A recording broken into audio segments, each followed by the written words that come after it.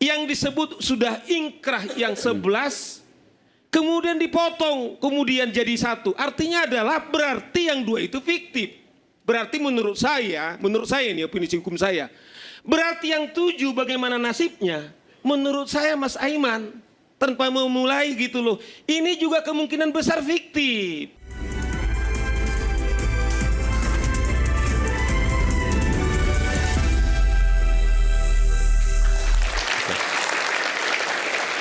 Ya, kalau tadi dengan Peggy, maka saya bicara di rakyat bicara ini adalah rakyat bersuara ini adalah soal keadilan. Bagaimana kemudian dari berbagai sisi kita hadirkan, bagaimana yang pro dan kontra kita hadirkan. Dan hari ini saya juga menghadirkan paman dari Vina, korban kasus pembunuhan, Ali Alatas. Selamat malam, Pak Ali Alatas. Paman Vina, betul ya? Selamat malam, Assalamualaikum Pak Ali Alatas. Waalaikumsalam, selamat malam. Ya, ini paman Vina langsung, artinya ada hubungan kandung dengan ayah atau ibu Vina, betul? Bisa ceritakan, Betul. siapa Pak Ali? Ya, saya paman dari Vina. Adik ibu atau adik ayah misalnya? Vina, kakek dari Vina itu kakak dari ibu saya. Oh, kakek dari Vina itu adalah Kakak dari ibu. kakak ibunya Pak Ali Alatas ini. Baik, kakek dari ibu ya, baik. Dan ini adalah penampilan termasuk perdana dari apa yang kemudian disampaikan oleh Pak Ali Alatas di media, betul ya?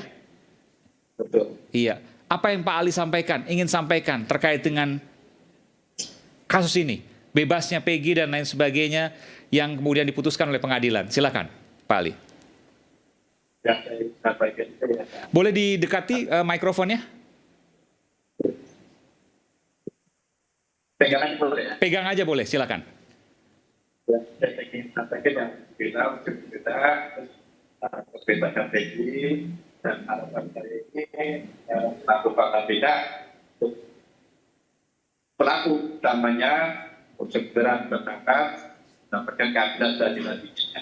Oke, pelaku utamanya agar segera ditangkap dan kemudian diproses hukum seadil-adilnya. Apakah kemudian itu siapa A, B, C, tentu keluarga tidak berkepentingan soal itu. Yang jelas pelakunya harus ditangkap dan yakin bahwa ada pelakunya yang masih di luar sana yang berkeliaran, begitu? Keyakinannya tersebut, betul ya? Tapi siapa itu diserahkan kepada penegak hukum. Yang penegak hukum yang mengadili supaya. Oke, tahan dulu sampai di sana. Saya ingin bicara dulu ke Bung Rasman. Bung Rasman, tadi Anda katakan pertama tadi Anda ingin melaporkan hakimnya Eman Sulaiman ke KY bersama teman-teman yang lain, betul ya? Yang kedua, Anda mau menyatakan bahwa tidak ada korban salah tangkap. Sekarang ada banyak kemudian istilah korban salah tangkap. Bahwa Peggy bukan korban salah tangkap. Apa yang ingin Anda sampaikan soal itu? Pertama, saya justru sependapat dengan statement di Rakyat Bersuara bahwa Peggy itu bisa dikatakan sebagai mantan tersangka, tapi bukan salah tangkap. Kenapa? Karena tidak ada di amar putusan. Nah, ini yang saya mau lanjutkan. Justru kita menduga, ini sudah kita koordinasi dengan tim, malah kita melihat ada dugaan Hakim Eman Sulaiman ini melakukan abuse of power, penyalahgunaan kewenangan. Tapi itu nantilah, itu kan Anda bisa laporkan di KY. Oke, bukan. Karena ada penyalahgunaan kewenangan bisa pidana. Bisa pidana. Di mana penyalahgunaan kewenangan? Dia melampaui kewenangannya. Dan itu mengakibatkan terjadinya pelanggaran hukum. Jadi bukan proses perdata pidana saja. Kami dulu pernah melaporkan loh, abuse of power salah satu petinggi negara ini.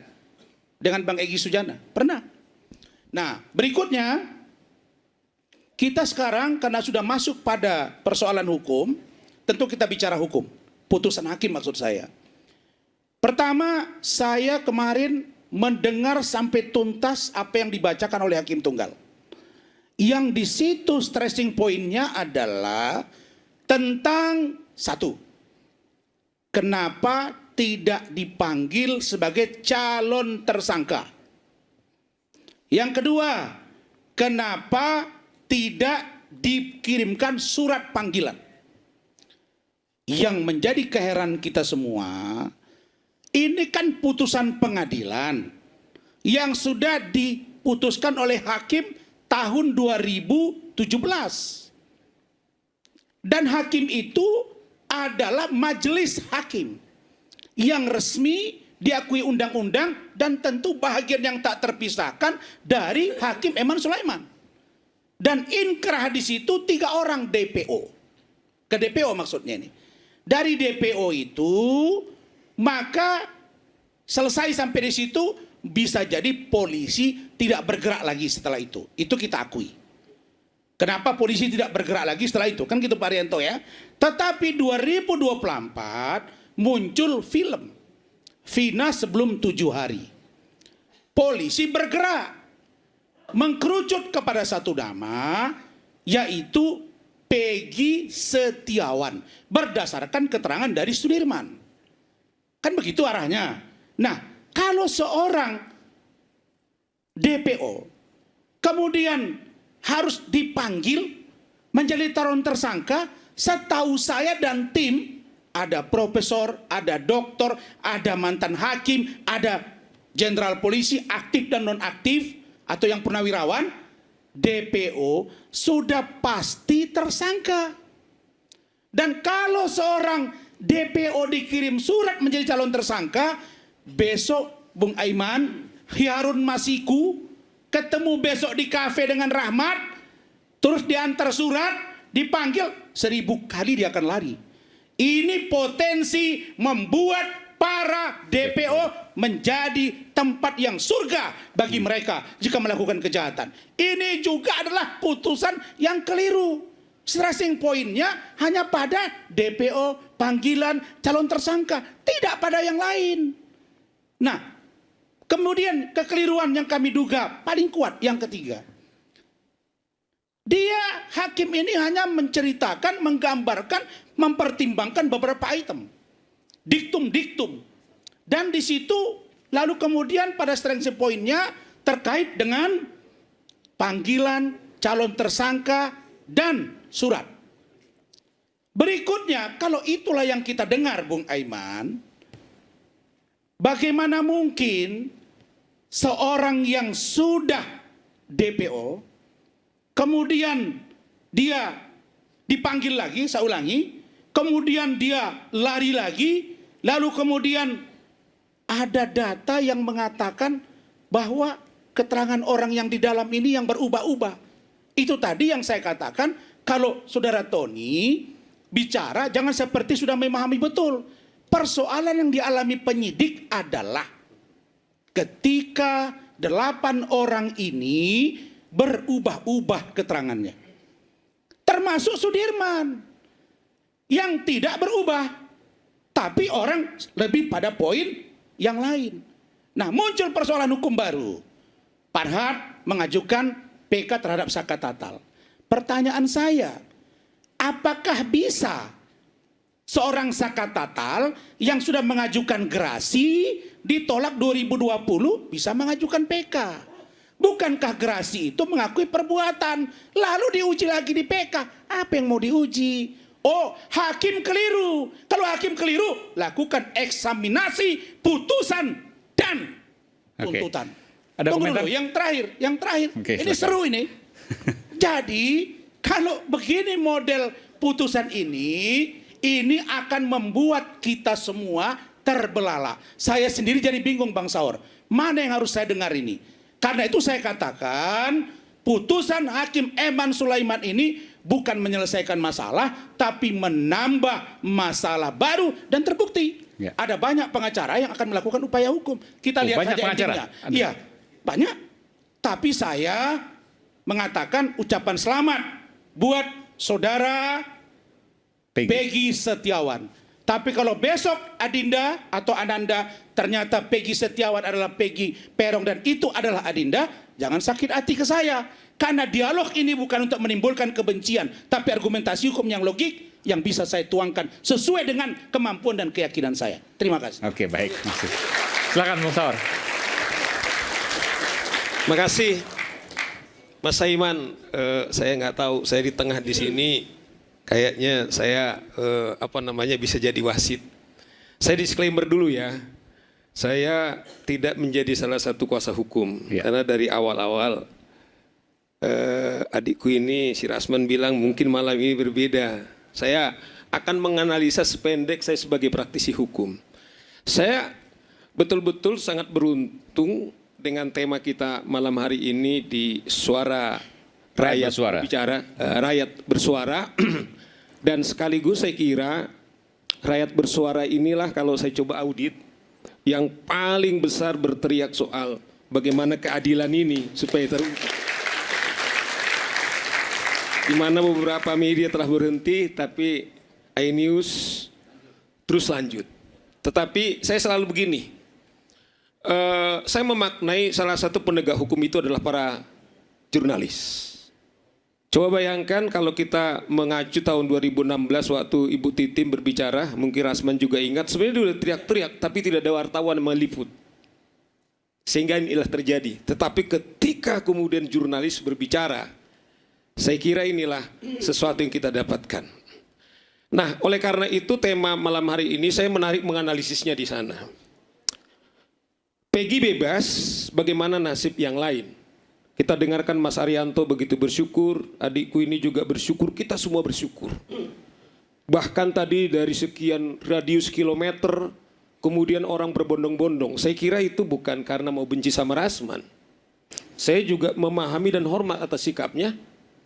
Seperti dibilang dari kampung dia menelepon, dan saya juga tetap mendorong dia harus terus menganalisis sesuai tentu kemampuannya. Setiap orang punya pendapat kira. dan kebenaran butuh keadilan. Betul. Dan keadilan ada dari siapapun. Dan tidak ada boleh meneror dia. Tetapi sepemahaman orang apapun komentarnya, Rasman juga harus berjiwa besar. Oleh karena itu, saya akan menganalisis kasus ini, Bung Aiman. Sesungguhnya kalau kita bicara proses peradilan pidana atau yang lebih populer disebut criminal justice system, itu dimulai dengan penyidikan, penyidikan, pemeriksaan di pengadilan, kemudian sampai dengan putusan.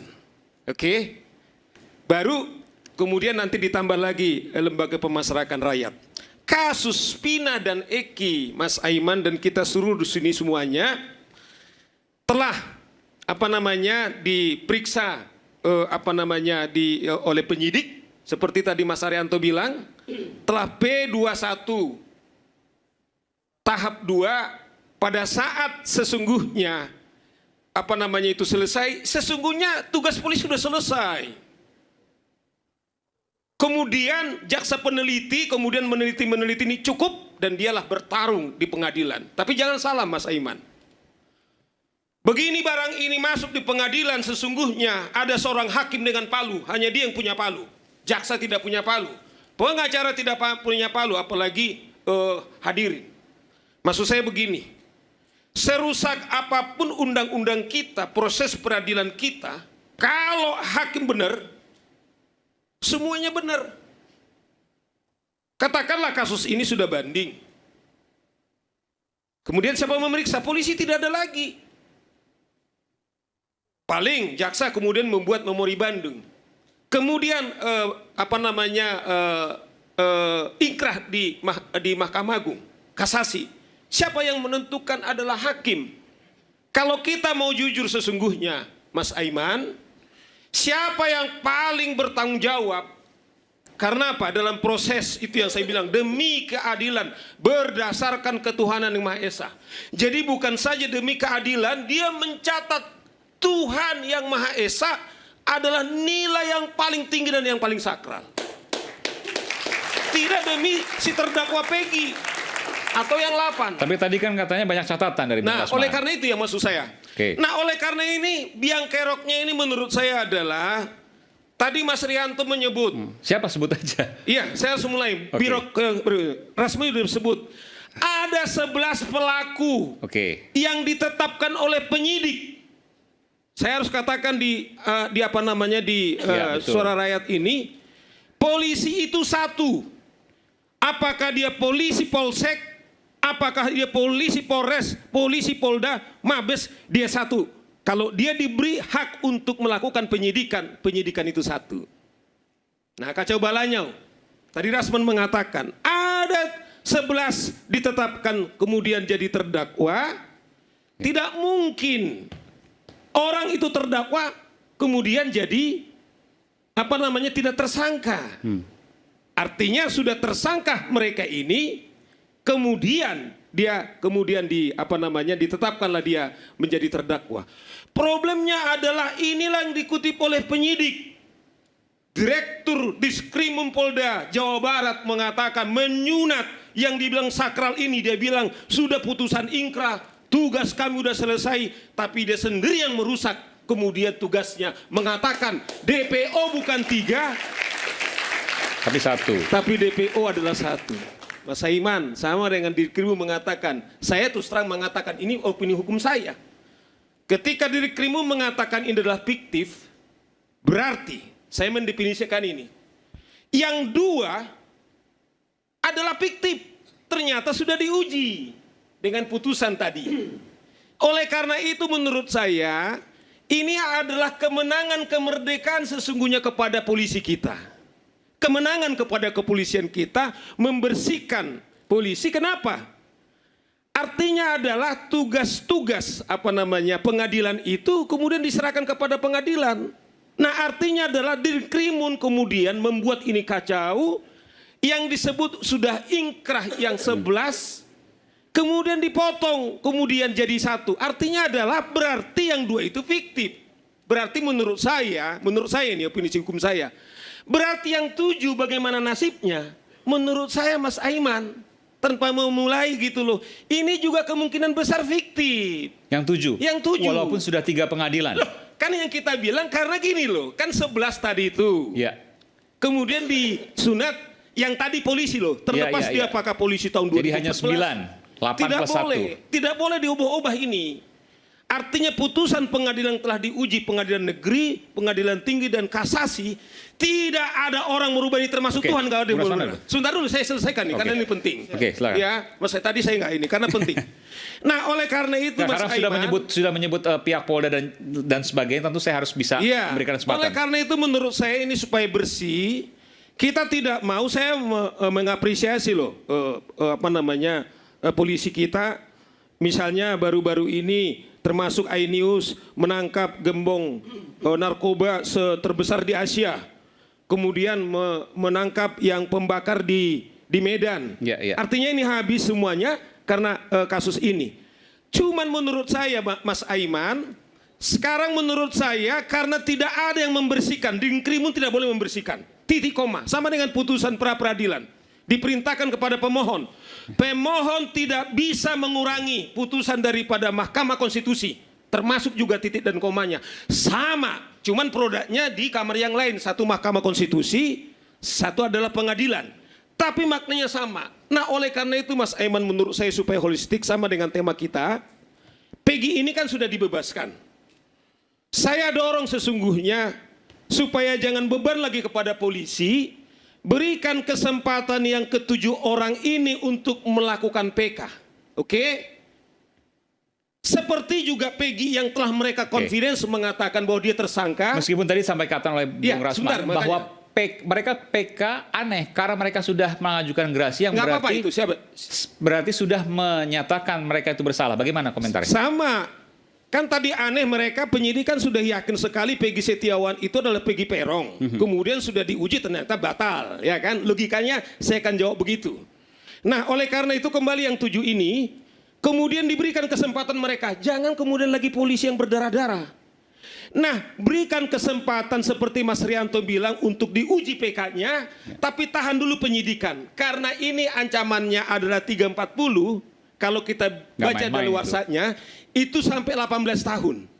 Kasus ini masih 8 tahun. Andaikan katakanlah PK, katakanlah 6 bulan sampai dengan 1 tahun, kemudian kita beri kesempatan, jangan-jangan kan gini loh, ajas dalam pidana berkali-kali kita sudah dengar Mas Aiman, lebih baik membebaskan 100 orang yang bersalah daripada menghukum 1 orang tidak bersalah. Nah sekarang bayangkan Saka Tatal Mas Aiman, dia kan sudah bebas, bayangkan. Sudah bebas anak ini, tetapi kenapa dia bertarung lagi untuk PK? PK betul. Padahal dia sudah bebas, tetapi dia declare. Karena saya tidak pernah kemudian melakukan apa yang didakwakan oleh ini. Dengan demikian yang 6 orang ini kemudian melakukan lagi PK, kita tahan dulu. Dengan demikian kalau memang saya bilang ternyata yang 7 orang ini seperti juga siapa namanya Peggy Setiawan atau yang dibilang 3 DPO yang disunat oleh Dikrimum adalah kemungkinan fiktif karena ternyata ini fiktif sehingga polisi terselamatkan, jaksa selamat, kemudian hakim selamat dan kita kemudian lebih produktif kepada seluruh Indonesia karena apa? Hukum itu, yang keadilan itu dibangun di atas cinta. Jadi hukum itu muncul untuk mencintai kita semua. Seperti sekarang ini kita bahagia semua ketika Peggy Setiawan kemudian bebas. Itu yang ada. Jadi intinya bahwa ketika kasus Peggy ini muncul dan kemudian bebas di pra-peradilan, maka kemungkinan besar juga akan diikuti oleh terpidana lainnya. Anda punya keyakinan itu? Iya, saya pikir. Kita akan kembali saat lagi, tetaplah bersama kami di Rakyat Bersuara. Nanti kita kesempatan.